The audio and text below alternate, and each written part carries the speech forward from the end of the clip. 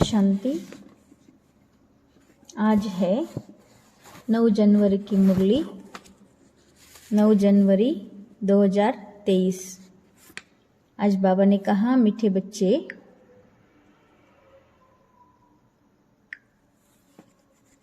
मर्जीवा बने हो तो सब कुछ भूल जाओ।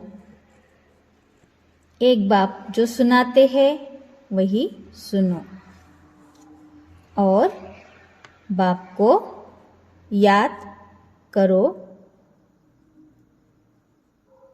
एक बाप जो सुनाते हैं वही सुनो और बाप को याद करो। तुम्ही संग बैठू, तुम्ही संग खेलू, तुम्ही संग खाओ। ये जो गीत बना है वो अपने जीवन में हमें उतारना है। प्रश्न पूछा है बाबा ने आज। सद्गति दाता बाप बच्चों की सद्गति के लिए कौन सी शिक्षा देते हैं? प्रश्न पूछा बाबा ने कि सद्गति दाता बाप बच्चों की सद्गति के लिए कौन सी शिक्षा देते हैं? उत्तर में बोला, बाबा कहते, बच्चे सद्गति में जाने के लिए अशरीरी बन बाप और चक्र को याद करो। तो योग से तुम एवर हेल्दी निरोगी बन जाएंगे। फिर तुम्हें कोई भी कर्म कुटने नहीं पड़ेंगे। ये शिक्षा बाबा हमें सद्गति के लिए देते हैं। दूसरा प्रश्न पूछा बाबा ने, जिनकी तकदीर में स्वर्ग के सुख नहीं है उनकी निशानी क्या होगी? वो हमेशा क्या कहते रहेंगे? हमारे पास टाइम नहीं है, हमें फुर्सत नहीं मिलती है। तो चलो बाबा का उत्तर सुनते हैं। वह ज्ञान सुनने के लिए कहेंगे, हमारे पास फुर्सत ही नहीं है। वो कभी ब्राह्मण कुल के भांति नहीं बनेंगे। उन्हें पता ही नहीं पड़ेगा कि भगवान भी किसी रूप में कभी आते हैं। तो चलो अभी आज सुनते हैं आज का मुरली का गीत, जिसका गीत का बोल है, तुम्हारे बुलाने को जी चाहता है।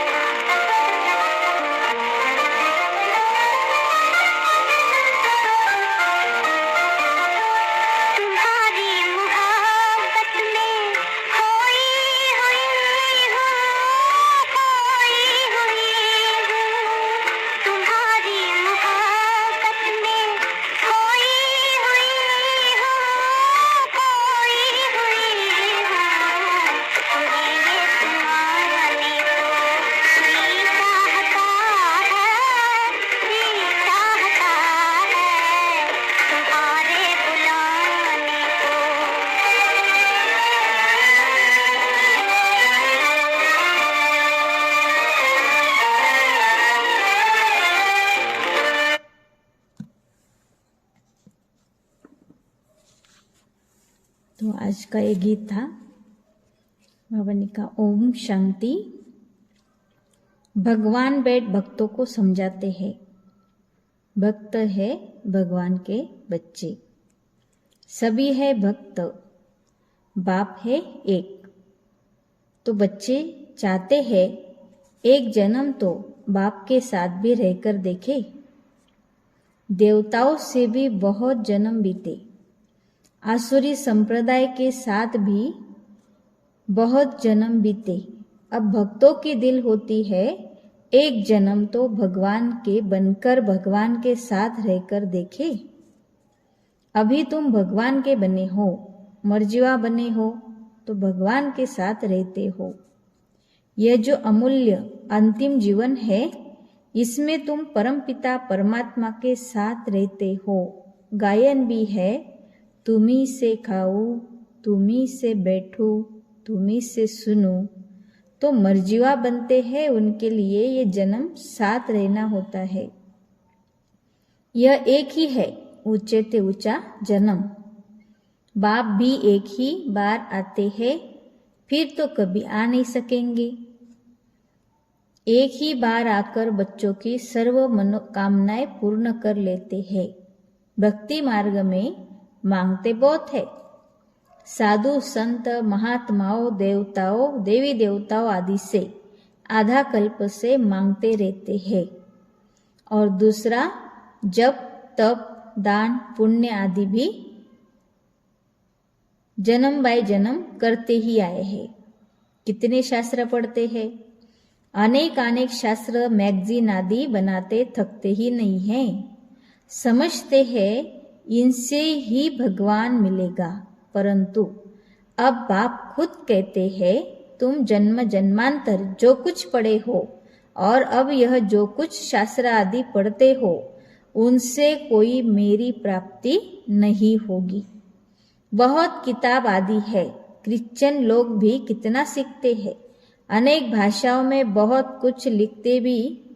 क्रिश्चियन लोग भी कितना सीखते हैं, अनेक भाषाओं में बहुत कुछ लिखते ही रहते हैं, मनुष्य पढ़ते ही रहते हैं। अब बाप कहते हैं जो कुछ पढ़े हो वो सब भूल जाओ अथवा बुद्धि से मार दो, निकाल दो। बहुत कितना किताब पढ़ते हैं, किताबों में है फलाना भगवान है, फलाना अवतार है। अब बाप कहते हैं मैं खुद आता हूँ, तो जो मेरे बनते हैं उनको मैं कहता हूँ इन सबको भूल जाओ। सारी दुनिया की और तुम्हारी बुद्धि में जो बात नहीं थी वो अब मैं तुमको सुनाता हूँ। अब तुम बच्चे समझते हो बरोबर। बाबा जो समझाते हैं वो कोई शास्त्र आदि में है नहीं। बाप बहुत गुह्य और रमणीक बातें समझाते हैं। ड्रामा के आदि मध्य अंत रचना और रचता का सारा समाचार तुमको सुनाते हैं। फिर भी कहते हैं अच्छा जास्ती नहीं तो 2 अक्षर ही याद कर लो, एक मनमना भव मध्याजी भव। यह अक्षर तो भक्ति मार्ग की गीता के हैं, परंतु बाप इसका अर्थ अच्छी रीति समझाते हैं। भगवान ने तो सहज राजयोग सिखाया है। कहते हैं सिर्फ मुझ बाप को याद करो। भक्ति में भी बहुत याद करते थे, गाते भी है दुख में सिमरण सब करे, सुख में करे ना कोई। फिर भी कुछ समझते ही नहीं। जरूर सत्विक त्रेता में सुख की दुनिया है तो याद क्यों करेंगे। अब माया के राज्य में दुख होता है तब बाप को याद करना होता है, और फिर सत्विक में अथाह सुख भी याद आता है। उस सुख की दुनिया में वही थे जिन्होंने बाप से संगम युग पर राजयोग और ज्ञान सीखा था, वही उस सुख की दुनिया में थे। बच्चों में देखो है कैसे अनपढ़, उन्हों के लिए तो और ही अच्छा है, क्योंकि कहाँ भी बुद्धि जाती ही नहीं है। यहाँ तो सिर्फ चुप रहना है, मुख से भी कुछ नहीं कहना है। सिर्फ बाबा को याद करते रहो तो विकर्म विनाश होंगे। फिर साथ भी ले जाऊंगा, ये बातें कुछ न कुछ गीता में है। प्राचीन भारत का धर्म शास्त्र है ही एक, यही भारत नया था, अब पुराना हुआ है। शास्त्र तो एक ही होगा ना। जैसे बाइबल है एक, जब से क्रिश्चियन धर्म स्थापन हुआ है तो अंत तक उनका शास्त्र एक ही है। क्राइस्ट की भी बहुत महिमा करते हैं, कहते हैं उसने पीस स्थापन की। अब उसने तो आकर क्रिश्चियन धर्म की स्थापना की, उसमें पीस की तो बात ही नहीं, शांति की बात ही नहीं है। जो आते हैं उनकी महिमा करते रहते हैं, क्योंकि अपनी महिमा को भूले हुए हैं। बौद्ध क्रिश्चियन आदि अपने धर्म को छोड़ औरों की महिमा नहीं करेंगे। भारतवासियों का अपना धर्म तो है ही नहीं, यह भी ड्रामा में नोंदा हुआ है। जब बिल्कुल ही नास्तिक बन जाते हैं तभी फिर बाप आते हैं। बाप समझाते हैं, बच्चों स्कूलों आदि में जो किताबें पढ़ाई जाती है उनमें फिर भी एम ऑब्जेक्ट है, फायदा है, कमाई होती है, मर्तबा मिलता है। बाकी शास्त्र आदि जो पढ़ते हैं उसको अंधश्रद्धा कहा जाता है। पढ़ाई को कभी भी अंधश्रद्धा नहीं कहेंगे। ऐसे नहीं कि अंधश्रद्धा से पढ़ते हैं, पढ़ाई से बैरिस्टर, इंजीनियर आदि बनते हैं, उसको अंधश्रद्धा कैसे कहेंगे? यह भी पाठशाला है, यह कोई सत्संग नहीं। लिखा है ईश्वरीय विश्वविद्यालय, तो समझना चाहिए जरूर ईश्वर का बहुत भारी यह विद्यालय होगा। सो भी विश्व के लिए है, विश्व के लिए है और सभी आत्माओं के लिए है। हाँ? बच्चा, जवान, युवा, बूढ़ा, सबके लिए, वानप्रस्थी। तो ऐसे ईश्वरीय विश्वविद्यालय तो समझना चाहिए जरूर ईश्वर का बहुत भारी यह विद्यालय होगा। सो भी विश्व के लिए है, सभी को पैगाम भी देना है कि देह सहित सभी धर्मों को छोड़ अपने स्वधर्म में टिको, फिर अपने बाप को याद करो तो अंतमति सोगति हो जाएगी। अपना चार्ट लिखना है, कितना समय हम योग में रहते हैं। ऐसे नहीं हर एक रेगुलर चार्ट लिखेंगे, नहीं, थक जाते हैं। वास्तव में क्या करना है? रोज अपना मुंह आईने में देखना है, तो पता पड़ेगा कि हम लक्ष्मी को व सीता को वरने लायक है, वह प्रजा में चले जाएंगे। पुरुषार्थ तीव्र कराने के लिए चार्ट लिखने को कहा जाता है। और देख भी सकते हैं कि हमने कितना समय शिव बाबा को याद किया। सारी दिनचर्या सामने आ जाती है, जैसे छोटेपन से लेकर सारे आयु की जीवन याद रहती है ना, तो क्या एक दिन का याद नहीं पड़ेगा? देखना है हम बाबा को और चक्र को कितना समय याद करते हैं। ऐसी प्रैक्टिस करने से रुद्रमाला में पिरोने के लिए दौड़ी जल्द पहनेंगे। यह है योग की यात्रा, जिसको और कोई जानते नहीं तो सिखा कैसे सकते? तुम जानते हो, अब बाबा के पास लौटना है। बाबा का वर्षा है ही राजाई, इसलिए इस पर नाम पड़ा है राजयोग। तुम सब राज ऋषि हो, वह है हठयोग ऋषि, वह भी पवित्र रहते हैं। राजाई में तो राजा रानी प्रजा सब चाहिए, सन्यासियों में तो राजा रानी है नहीं।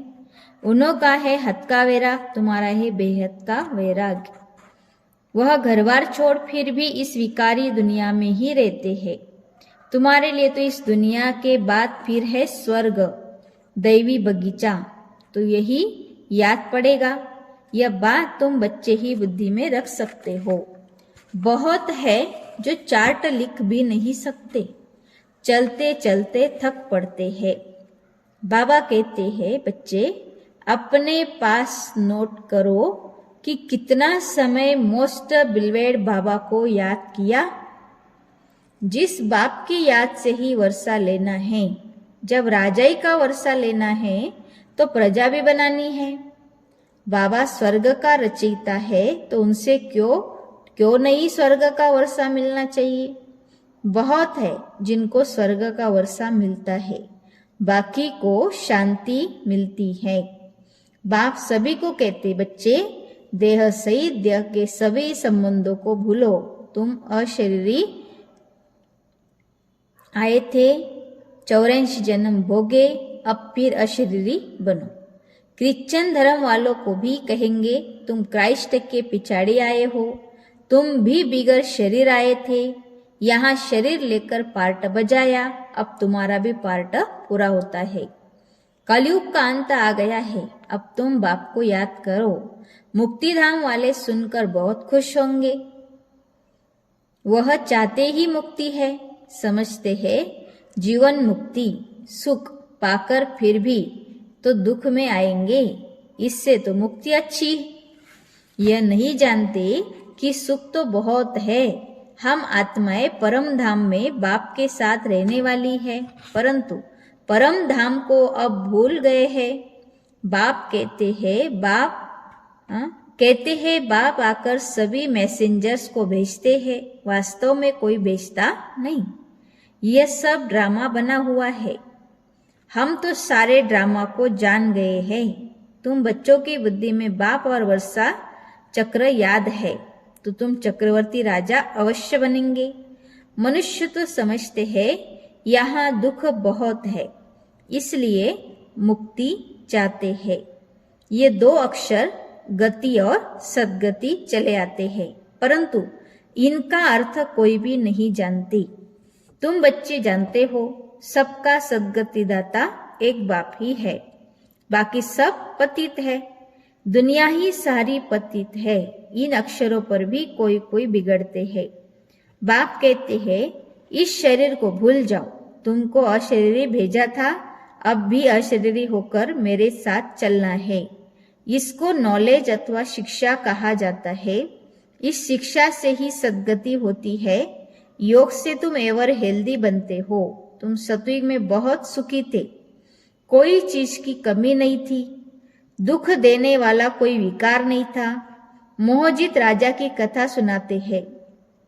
बाबा कहते हैं मैं तुमको ऐसे कर्म सिखाता हूँ जो तुमको कभी कर्म कुटने नहीं पड़ेंगे। वह ऐसी ठंडी भी नहीं होंगी। अभी तो 5 तत्व भी तमो प्रधान है, कभी बहुत गर्मी कभी बहुत ठंडी। वहां ऐसी आपदाएं होती नहीं, सदैव बसंत ऋतु रहती है। नेचुरल सतो प्रधान है, नेचर सतो प्रधान है, अभी नेचर तमो प्रधान है, तो अच्छे आदमी कैसे हो सकते।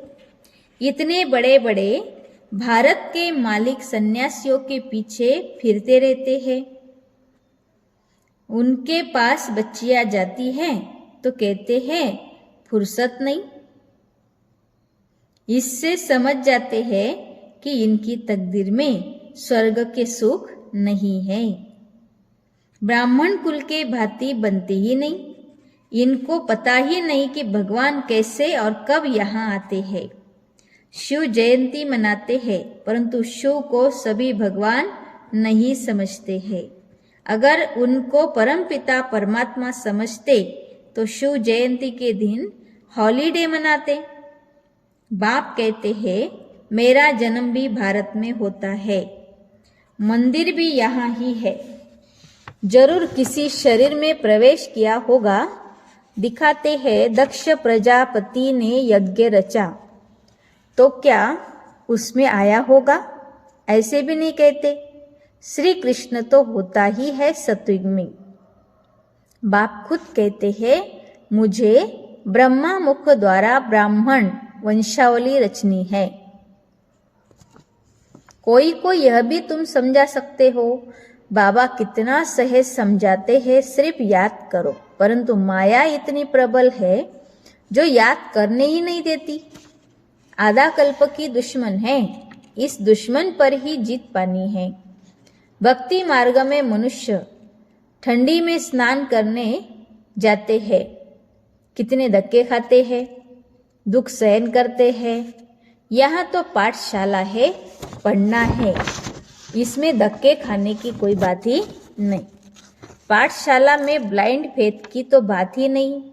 मनुष्य तो बहुत ब्लाइंड फेथ में फंसे हुए हैं, अंधश्रद्धा में फंसे हुए हैं, कितने गुरु आदि करते हैं, परंतु मनुष्य तो कभी मनुष्य की सद्गति कर नहीं सकते। जो भी मनुष्य को गुरु बनाते हैं वो ब्लाइंड फेथ हुआ ना। आजकल छोटे बच्चों को भी गुरु कराते हैं, नहीं तो कायदा है वानप्रस्थ में गुरु करने का। वास्तव में वानप्रस्थ होने के बाद गुरु करने का कायदा था, आजकल छोटे बच्चों को ही गुरु कराते हैं। तो बाबा कहते हैं मनुष्य को गुरु बनाते, ये भी एक अंधश्रद्धा हुई ना। अच्छा, मीठे मीठे सिकील दे बच्चों प्रति, माता पिता बाप दादा का याद प्यार और गुड मॉर्निंग। रूहानी बाप की रूहानी बच्चों को नमस्ते। हम रूहानी बच्चों की रूहानी माता पिता बाप दादा को याद प्यार और नमस्ते। ओम शांति। शुक्रिया, थैंक्स बाबा। आज धारणा के लिए मुख्य सार पहली पॉइंट बताई बाबा ने। तीव्र पुरुषार्थ के लिए याद का चार्ट जरूर रखना है। रोज आईने में अपना मुंह देखना है, चेक करना है हम मोस्ट बिलवेड बाप को कितना समय याद करते हैं। दूसरी पॉइंट, जो कुछ पढ़ा है वह भी भूल चुप रहना है, मुख से कुछ भी कहना नहीं है, बाप की याद से विकर्म विनाश करने हैं। प्यारे बाबा का वरदान है, हर बात में मुख से व मन से बाबा बाबा कह मैंपन को समाप्त करने वाले सफलता मूर्त भव। मैं सफलता मूर्त आत्मा हूँ। हर बात में मुख से व मन से सिर्फ बाबा बाबा कहकर मैंपन को समाप्त करने वाले सफल